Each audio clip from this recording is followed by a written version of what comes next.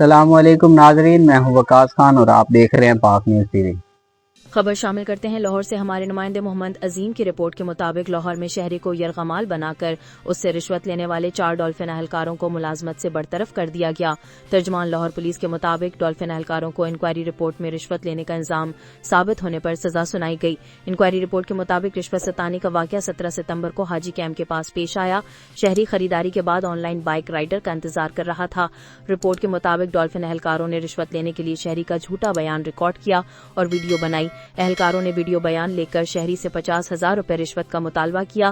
شہری نے 29,000 روپے اے ٹی ایم سے نکلوا کر ڈولفن اہلکاروں کو دیے تھے۔ اب تک کے لیے اتنا ہی۔ مزید خبروں اور اپڈیٹس کے لیے دیکھتے رہیں پاک نیوز ٹی وی۔